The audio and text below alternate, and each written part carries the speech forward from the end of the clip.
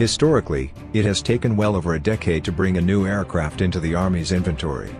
But the Army can't wait that long to replace its fleet of rotary-wing aircraft, said Brigadier General Walter Rugen. So now, the Army plans to deliver a whole family of new vertical lift aircraft in less than 10 years.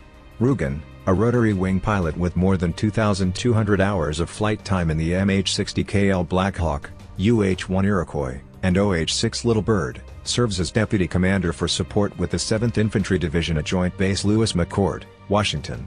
He is also now dual-hatted as the head of the Army's newly created Future Vertical Lift Cross-Functional Team. The team is one of 8 designed to expedite the Army's pursuit of 6 modernization priorities.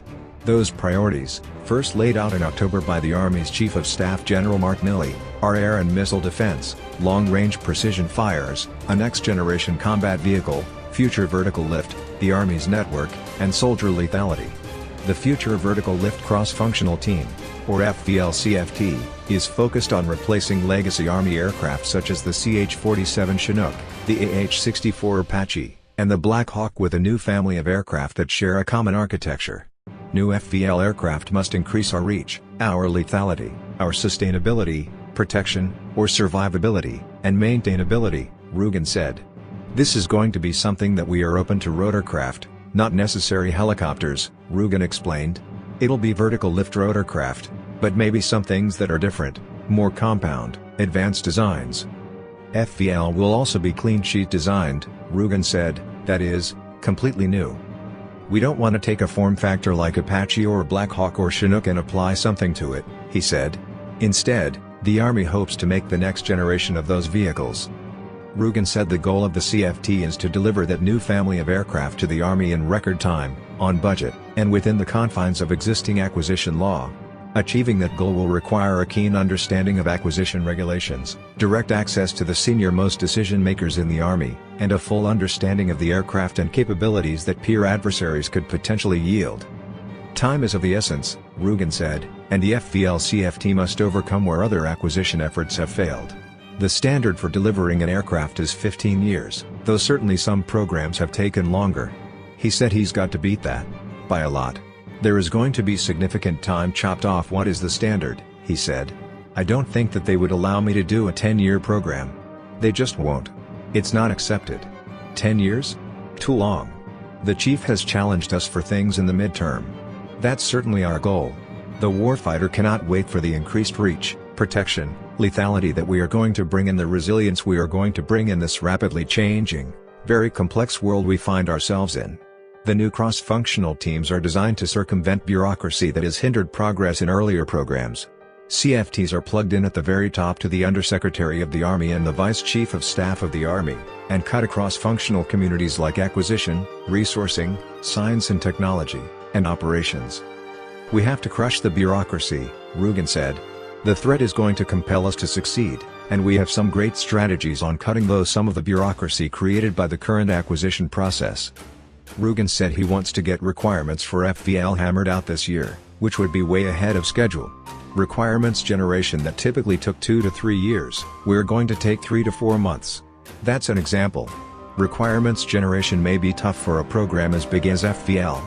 But what may be tougher is sticking to those requirements, especially if program managers become tempted by new, emerging technologies, where last-minute decisions to include those technologies could mean program delays. There's plenty of examples of that, Rugen said. We have learned from our past program failures, he said. When you think about Comanche, when you think about armed reconnaissance helicopter and armed aerial scout, we're informed by that. We have really stated across the Army aviation community that we are going to pick a requirement and stick with it. There's not going to be requirements drift. We're not going to be adding the latest gizmo or flavor of the month. We have to get an air vehicle out to the field and then spirally develop it afterward. Contracting is also an area where Rugen said the CFT can shave off time in bringing FVL to the force. We're not going to take 2 years to write a contract, he said. We're going to use other authorities and things that are 100% within the spirit and intent of the laws and policies that are out there, but allow us to go much faster. Rugen added that the FVL-CFT will also do early and often prototyping, and look at things that are already available that might be easily adapted to the Army's needs.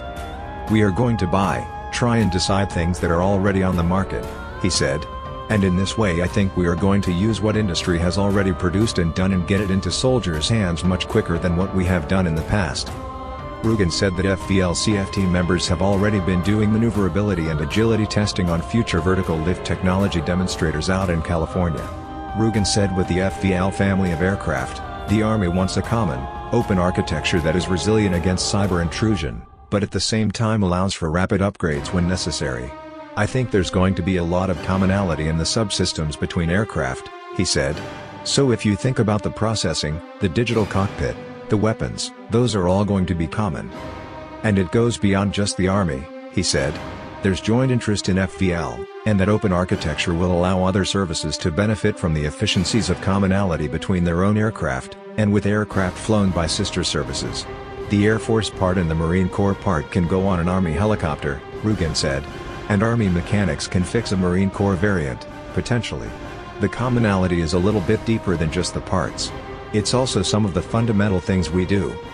Rugen also said the CFT envisions that FVL might even fly itself, if need be. We are going to build these air vehicles so they are optionally manned, Rugen said.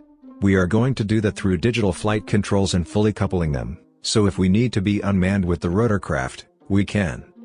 Rugen also added that part of the FVL-CFT's domain will be Advanced Unmanned Aircraft Systems, or AWS, that can team with FVL and do the dull and dangerous work, such as conducting long-term persistent surveillance, or operating in a chemical, biological, radiological, nuclear and high-yield explosive environment. That advanced UAS is going to help us penetrate contested airspace in conjunction and in teaming with our lethal, capable future vertical lift rotorcraft, Rugen said. That advanced team is going to be kind of an ecosystem that we kind of bring to the fight, that is going to be able to dominate a corridor or a window in a certain time where the enemy brings significant capabilities, so we can flow through as a joint force. Like most things in the military, discipline is at the root of success, Rugen said.